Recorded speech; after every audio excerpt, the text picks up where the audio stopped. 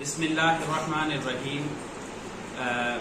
دوستو، زندگی گزارنے کے لیے زندگی میں ہی کچھ ایسے موڑ آتے ہیں، کچھ ایسے لمحات آتے ہیں، کچھ ایسا ٹائم آتا ہے جس پہ اگر ہم غور و فکر کریں، ان چیزوں کو اگر ہم آبزرو کریں تو ہمیں ان میں سے کافی اسباق ملنا شروع ہو جاتے ہیں، اور جب ہم ان پہ غور و فکر کرتے ہیں، سوچتے ہیں، تدبر کرتے ہیں، آبزرو کرتے ہیں، تو وہ اسباق ہمیں جو ملتے ہیں وہ ہمیں زندگی گزارنے کے لیے، زندگی میں جب ایسے مشکل موڑ آتے ہیں تو ہم ان سے سیکھا گیا سبق جو ہوتا ہے اس پہ عمل کرتے ہیں تو ہماری زندگی آسان ہو جاتی ہے۔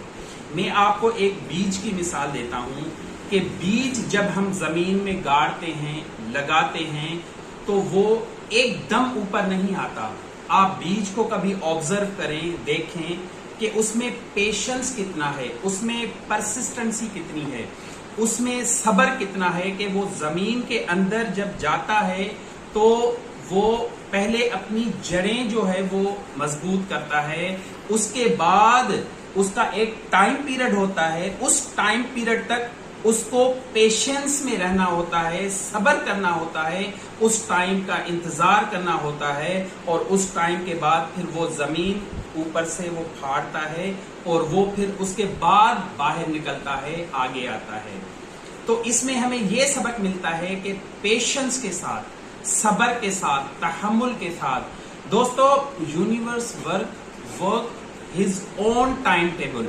ہم یہ چاہتے ہیں کہ ہمیں فوری نتائج مل جائیں، لیکن کائنات اپنے حساب سے چلتی ہے، ہمارے حساب سے نہیں چلتی۔ ایفرٹس ہمارے ہاتھ میں ہوتے ہیں، کوشش ہمارے ہاتھ میں ہوتی ہے، لیکن اپنے ٹائم کے حساب سے کائنات جو ہے وہ نتائج ہمیں دینا شروع کرتی ہے۔ میرے بھائیو، ایک طرف پریپریشن ہوتی ہے اور دوسری طرف اپرچونٹیز ہوتی ہیں، مواقع ہوتے ہیں۔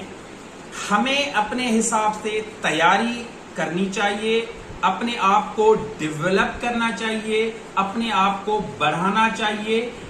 اپرچونٹیز خود بخود ملیں گی، مواقع ہمیں ضرور ملیں گے۔ جب ہم فلی طور تیار ہوتے ہیں تو مواقع ضرور ہماری زندگی کا، ہماری جو ہے وہ قسمت کا دروازہ کھٹکھٹائیں گے۔ لیکن کچھ لوگوں کا یہ نظریہ ہے کہ نہیں، ہمیں پہلے چانس ملے، ہمیں پہلے اپرچونٹی ملے، اس کے بعد پھر ہم اپنے آپ کو تیار کریں گے۔ حقیقت اس طرح نہیں ہے۔ حقیقت میں ہم اپنے آپ کو پہلے تیار کریں اور اس کے بعد ہم صبر کے ساتھ انتظار کریں تو ضرور جو ہے وہ اپرچونٹی، موقع، چانس ہمیں اللہ کی طرف سے آئے گا، ملے گا۔ کافی سال پہلے سائیکالوجی کا ایک ایکسپریمنٹ ہوا تھا مارش میلو کے نام سے، یعنی کچھ بچوں کو ایک کمرے کے اندر کچھ ٹائم کے لیے رکھا گیا اور مارش میلو جو ایک مٹھائی کا نام ہے وہ ان کو دے دی گئی، اور ان کو کہا گیا کہ اتنا ٹائم ہے آپ کے پاس اور آپ نے مارش میلو نہیں کھانی۔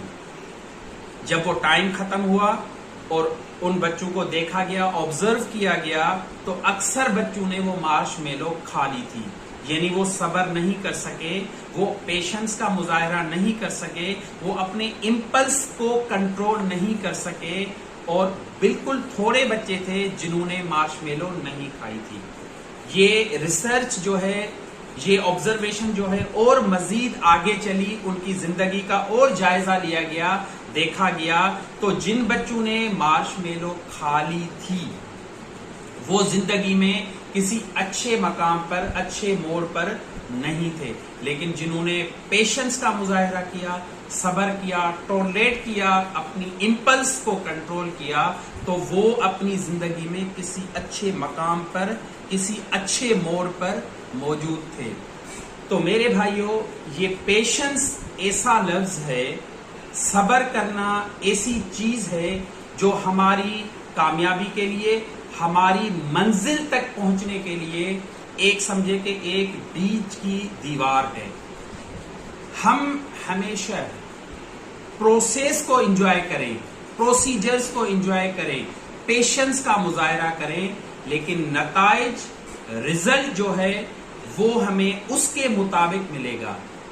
ہم یہ نہ تصور کریں کہ ہمیں فوری رزلٹ مل جائے, جلدی رزلٹ مل جائے, تو جلدی رزلٹ نہیں ملے گا.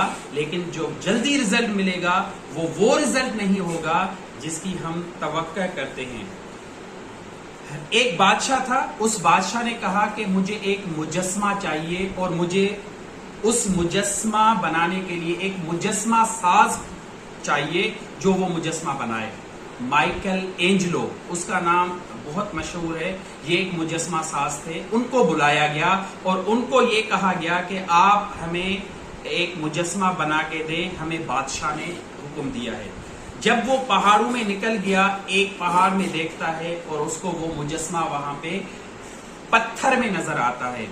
وہ 2 سال اس پہ محنت کرتا ہے, محنت کر کے 2 سال کے بعد وہ زبردست مجسمہ بنا کے بادشاہ کے سامنے پیش کرتا ہے, رکھتا ہے. جب ان سے سوال کیا جاتا ہے کہ آپ نے اتنا زبردست مجسمہ کیسے بنایا, تو وہ یہ کہتا ہے کہ میں نے کچھ نہیں کیا, میں نے صرف یہ کیا کہ اس میں کوئی چیز ایڈ نہیں کی, بلکہ چیزوں کو میں نے ریموو کیا, میں نے اس کو تراشا, میں نے اس کو صاف کیا, تو یہ مجسمہ بن گیا. میرے بھائیو, زندگی میں اکثر اگر ہم ان چیزوں پر دیکھیں کہ ہماری ویکنیسز کیا ہیں اور ہم اپنی زندگی میں ان ویکنیسز کو ختم کرنا شروع کر دیں, تب بھی ہم اچھی زندگی گزار سکتے ہیں. لازمی نہیں ہوتا کہ ہم اپنی زندگی میں ہمیشہ کچھ چیزیں ایڈ کریں. بسا اوقات ایسا بھی ہوتا ہے کہ ہم اپنی کچھ ایسی عادات, کچھ ایسی چیزیں ہم اپنی زندگی سے ریموو کریں تو ہماری زندگی اچھی ہو سکتی ہے, بہتر ہو سکتی ہے. جزاکم اللہ خیرا.